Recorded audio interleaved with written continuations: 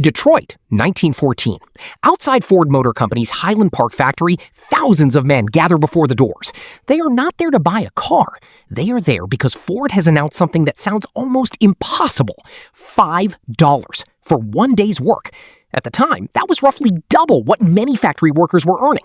The next day, an estimated 10,000 people showed up looking for a job. But Henry Ford wasn't simply being generous. He was trying to solve a problem. And that problem would help create one of the most important features of modern economic life, the salary. A few years earlier, the automobile was still largely a luxury. Cars were expensive, production was slow, and building one required skilled workers moving around a vehicle, assembling different parts in sequence. Ford wanted something different. He wanted a car ordinary Americans could afford. In 1908, Ford introduced the Model T. The car was standardized, relatively simple to maintain, and designed for mass production. The challenge was no longer simply building a car. It was building thousands of them, efficiently enough to make them cheap. Inside the Highland Park factory, Ford began changing the way work itself was organized. Instead of having workers move around the car, Ford's engineers experimented with moving the car past the worker. In 1913, the moving assembly line began operating at Highland Park. The automobile became a sequence. One worker performed one task. Then the next worker performed another. The product moved. The worker stayed.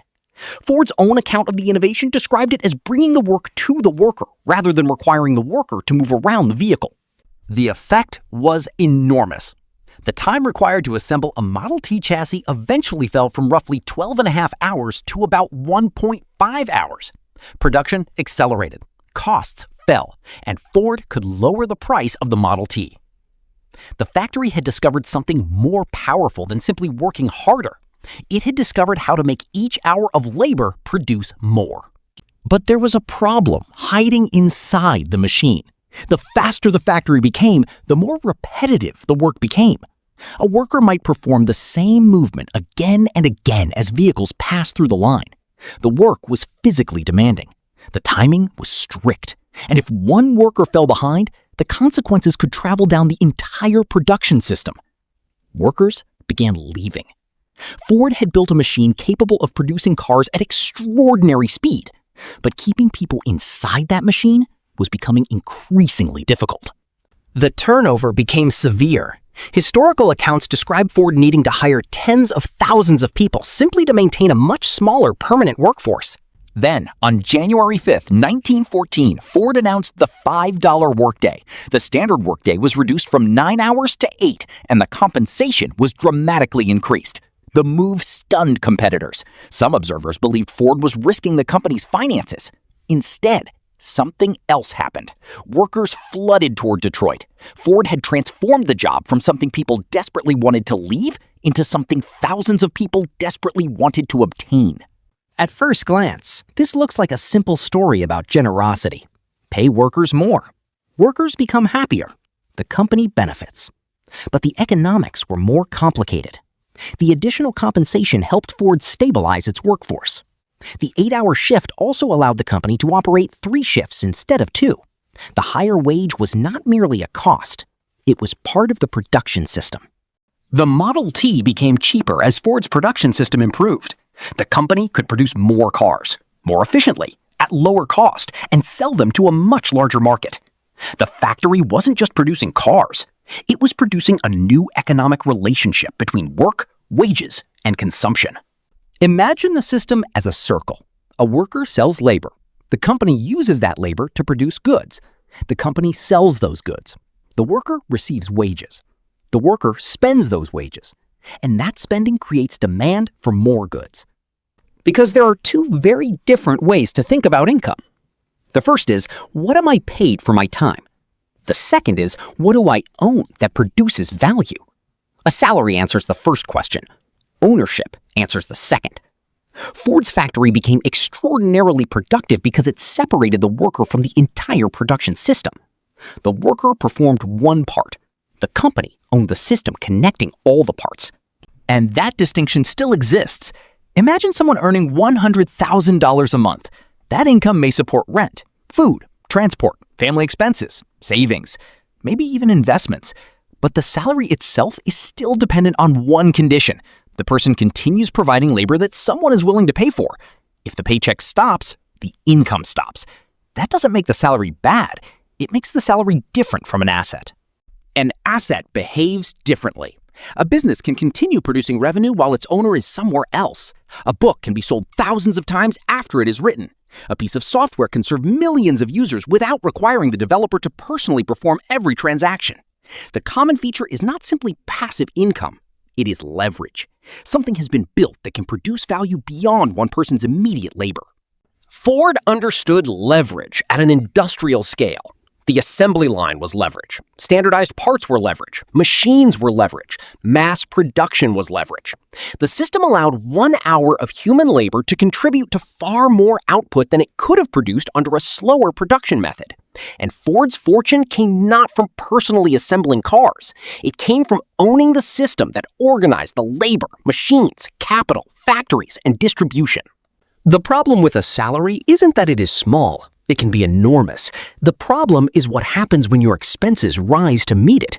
Someone earns $80,000, then $120,000, then $200,000. The salary rises, so does the apartment, the car, the subscriptions, the restaurants, the lifestyle. Eventually, the person may earn more money without becoming meaningfully more financially independent. The paycheck became larger, but the dependence remained. This is the salary trap. Not having a salary, depending entirely on one, because a salary can create the illusion of permanence. The goal is not to escape work. The goal is to stop making your time the only thing you can sell, because time is scarce. A paycheck can pay the bills.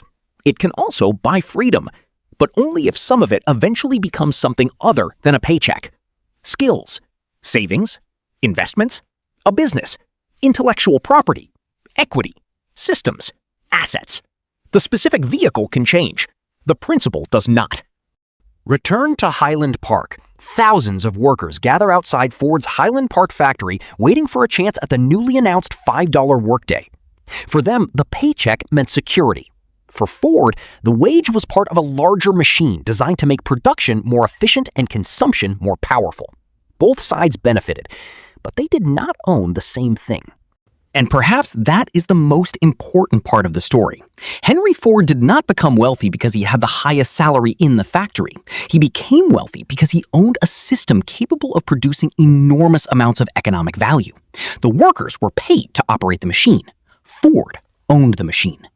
More than a century later, the machines have changed. The factory floor has become the cloud. The assembly line has become software. The Model T has become platforms, brands, businesses, intellectual property, and financial assets.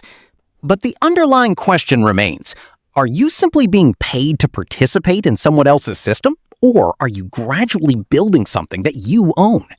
Consider two people earning $150,000 a month. Person A spends $145,000.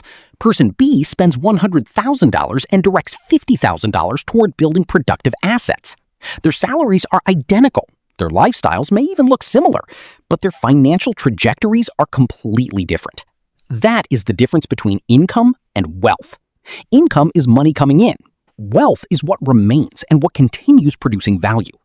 The question after receiving a salary should therefore become bigger than how much did I earn? It should become how much of what I earned did I convert into something that can produce value without requiring the same amount of my time? That question changes the purpose of income. A paycheck can pay the bills. It can also buy freedom, but only if some of it eventually becomes something other than a paycheck. Because the paycheck can either disappear into the cost of maintaining your life or become the raw material for building a life that depends less on the paycheck. That is the difference between earning money and building wealth. And that difference is where the salary trap begins. If this story made you curious about the larger system behind income, the Money Code, 10 Laws of Income goes much deeper into the principles of earning more, building leverage, creating multiple sources of income, and turning income into wealth. The link to the book is in the bio.